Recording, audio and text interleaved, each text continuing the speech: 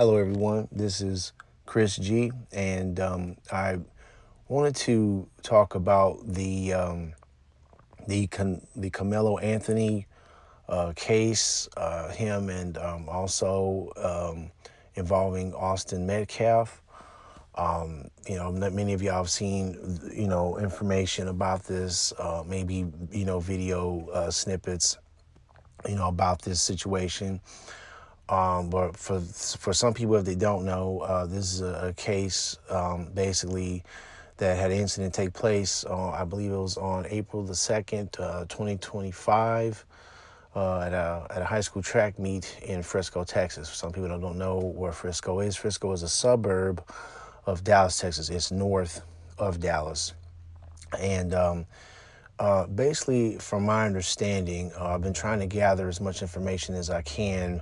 So I'm gonna try to, piece together this situation the best I can. So basically, I believe what happened was, there was a track meet that took place on April the 2nd on the weekend at the high school of Carmelo Anthony and Austin Metcalf. And basically what happened that day, there was the weather ended up, turning to a situation where it was raining outside, and Carmelo Anthony, Mr. Anthony, basically was, he decided to go up inside a track tent where people from the school were, up underneath there, where they would, basically post up at the athletes and possibly some other people that go to the school as well.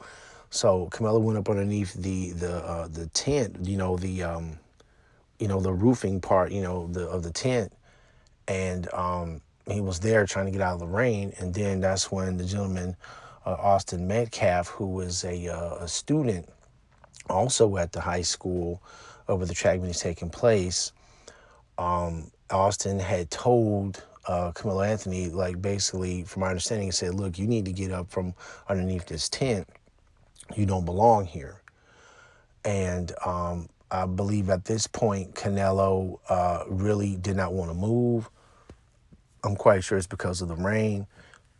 And at that point, when Carmelo, I'm sorry, when Carmelo didn't want to move, I believe Austin, I told him probably maybe more than one time, I'm thinking. But at this point, Carmelo, I guess he believed that his safety and well-being was on the line, his safety. And I believe at this point, that's when, Carmelo said, "Look, man, if you try to put your hands on me to try to, fight me or try to, like, physically remove me from up underneath this tent, if you want to do that, come on. But, like, I do have something that, that's on me that I will use." I believe that's what happened, to my understanding. Like I said, I want to hear more information about this and possibly see a possible video, if there is one, about this, considering that this is a public event, where a lot of people videotape things. So basically, Carmelo told Anthony, "Look, man, I have something on me if you try to attack me." And I guess, Austin decided, to take it upon himself to get physical with Carmelo. And what I'm believing is he went to get physical with him to remove him from the tent. And I believe that was at this point where Carmelo pulled out a knife, and he ended up stabbing Austin Metcalf, unfortunately, in the chest area, where the heart is. And eventually, Austin Metcalf ended up passing away. I also found out from the story that Austin, has a twin brother, and he ended up passing away from his wound, and he passed away in the arms of his brother. I do want to say, excuse me, first of all, that my condolences to the Metcalf family. I'm not happy at all that that Metcalf lost his life. I'm not one of these people that think it's cool, especially me being a black person. I'm not one of these people that I'm glad that a non-black person lost her life. I'm not jumping up for that in this type of situation. These are two young people, Austin Metcalf and Carmelo Anthony. These are two young people. I wish nobody had lost their life in this thing. It's very unfortunate what happened. So I want to give my condolences to the Metcalf family, and also close friends of Austin and close friends of the family. Because it is tragic what happened to Austin.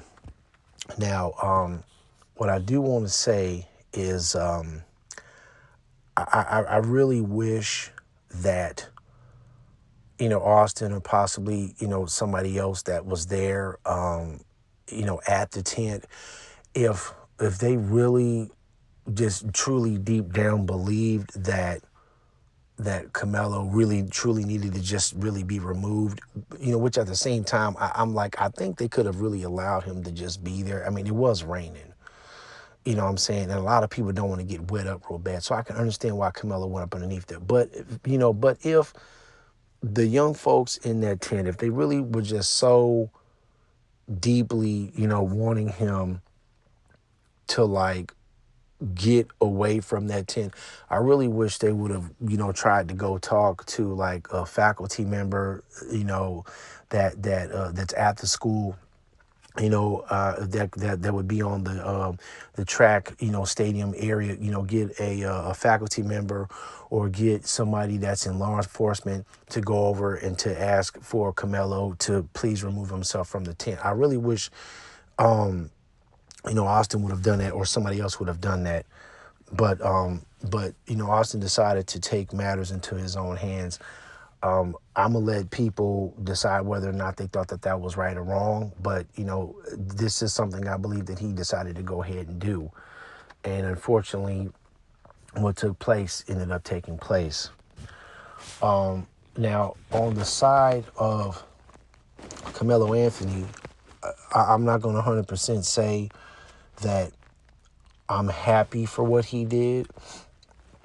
With the stabbing maneuver that he did to Austin. Excuse me. But at the same time, I do understand why he did it. I completely understand.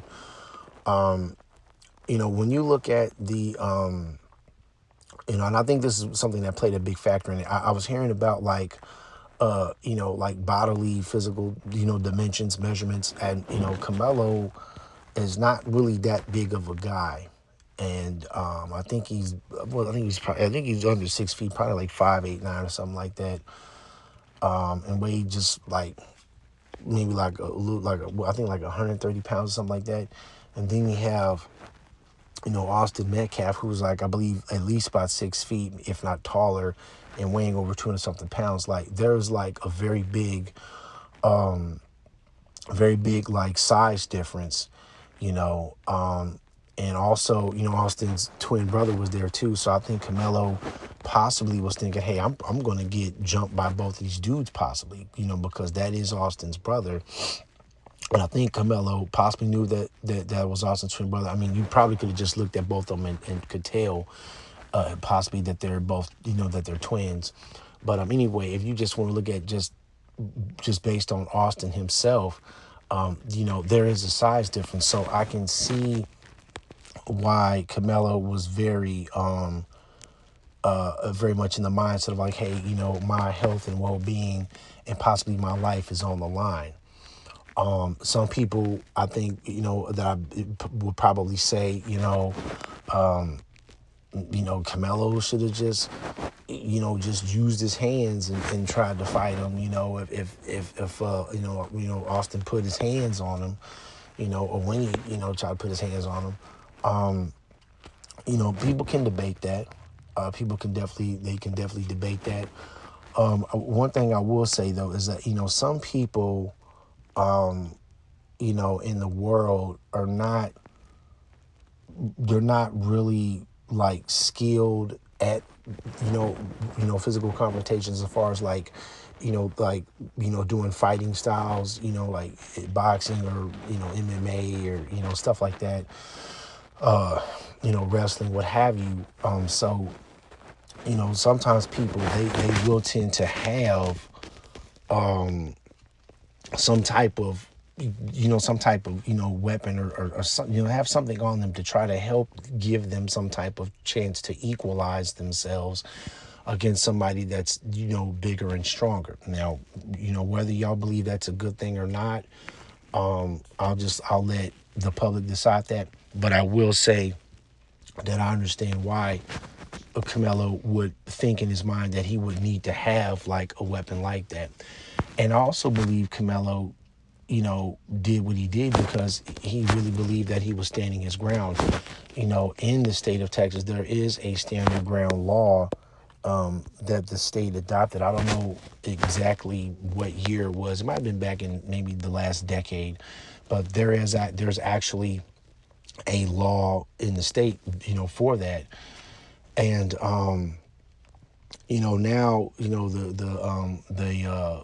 court, the judicial system, now they're going to try to figure out whether or not if Carmelo was really in an imminent danger situation where his life really could have been affected, whether he could have been alive or not alive. That's going to be a big thing that the judicial system is going to try to, deal with. But I do understand, why he would have that. And I think that's what I mentioned. I think that's definitely a possible reason. And there might be another possible reason why Carmelo would have had that knife on him as well. I know the dad, said that this particular thing I'm going to talk about didn't exist, but there may be an inkling of it that's possible.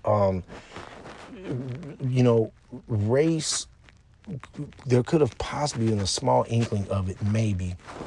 And excuse me, what I think how it could have played into the situation is like this.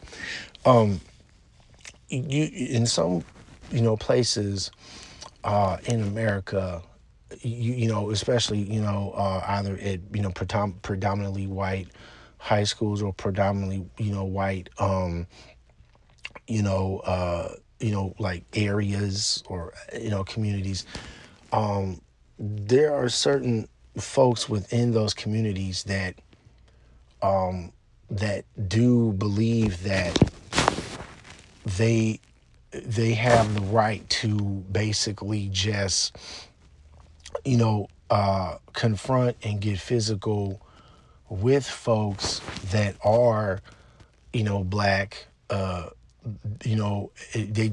of them, they just think that, like, hey, there's a, black person over here, and there are some white folks in America that are like, hey, look, I don't like this guy being here. I'm just going to yoke him up and get him up out of here. Some people might even go to the extent of, calling the black person the N-word. Well, like, we're going to get this N-word out of here. I don't like this N-word here. Let me get this N-word, the F up out of here. There are places like that where some folks that believe in that type of ideology and have that type of mindset. And sometimes at some predominantly white high schools and possibly middle schools, schools in general, some of the white kids, if they see a black child by themselves, some of them feel very inspired to like go harass and pick on that child. And I know this is an actual thing, excuse me, because me myself, I actually went to a predominantly white middle school and high school, and I knew that there was a possibility where I could possibly be picked at because of who I was, race wise, me being a black child, a black boy, more specifically. So I knew something like that. It was possible, you know. Um, Also, I can remember back, this is back in middle school. I can remember a kid that I went to school with. I'm not going to say his name. It was a classmate of mine. He basically let me know on the cool. It was like, look, man, if you know that, like if somebody tries to mess with you, let me know. So basically, he had my back. And this was years ago, and I got a lot of respect for him. I'm quite sure he's, grown now, like me. He has a wife and kids and stuff like that. Has a family. I haven't heard from him in years, but he's definitely somebody that I respect.